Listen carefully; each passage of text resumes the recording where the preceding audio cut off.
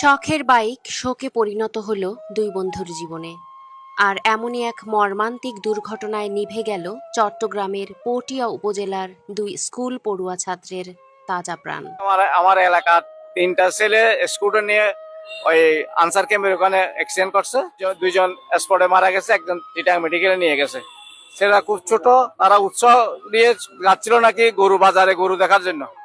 জানা গেছে কোরবানির পশুর হাট ও বিভিন্ন খামারের গরু দেখতে গিয়ে সামি তার বাবার মোটরসাইকেল নিয়েই তার একই এলাকার দুই বন্ধু তাসনিম ও তানভীরকে সঙ্গে নিয়ে ঘর থেকে বের হয়েছিল। কিন্তু সেই আনন্দ ভ্রমণই হয়ে গেল তাদের জীবনের শেষ যাত্রা। তিনজন এক বন্ধু বাবার কাছ থেকে মোটরসাইকেল নিয়ে যাচ্ছে কোরবানের নাকি গরু দেখার জন্য।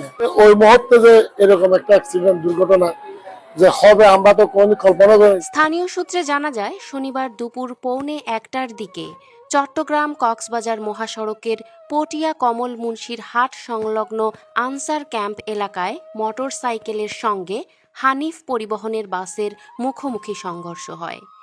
এতে ঘটনাস্থলেই নিহত হয় মোটরসাইকেল আরোহী তাসনিম ও সামি এবং তাদের আরেক বন্ধু তানভীর গুরুতর আহত অবস্থায় চট্টগ্রাম মেডিকেল কলেজ হাসপাতালে চিকিৎসাধীন রয়েছে। সম্পূর্ণ বাসে আনসার ক্যাম্পের সামনে ওখানে হচ্ছে বড় বাসের স্পিড ব্রেকার ওটা হচ্ছে ফলো করে না, ওরা হচ্ছে রং সাইডে এসে বাসে ওর থেকে মেরে দিচ্ছে। মুখোমুখি অ্যাক্সিডেন্ট দুইজন জায়গা মারা গিয়ে আর বাড়ি ছোট ছোট খোয়া দেবো আর বেশি আহত সিটাং মেডিকেল লেগে হবে। নিহত তাসনিম পটিয়া আব্দুস সোবহান রাহাত আলী উচ্চ বিদ্যালয়ের 10ম শ্রেণীর ছাত্র এবং সামি পটিয়ার চক্রশালা কৃষি উচ্চ বিদ্যালয়ের 9ম শ্রেণীর ছাত্র।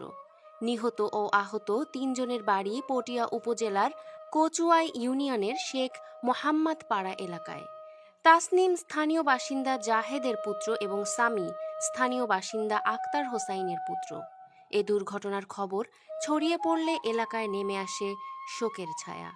স্বজনদের আহাজারিতে ভারী হয়ে ওঠে পুরো পরিবেশ। তাদের বাড়ি তিনজনের হচ্ছে একই জায়গায়, পুরা এলাকা, পুরা সমাজ, পুরা পাড়া মহল্লা সবাই কিন্তু মর্মাহত। সৃষ্টিকর্তার কাছে দোয়া প্রার্থনা করছি যাতে ওনাদেরকে জান্নাতের বাসিন্দা করেন।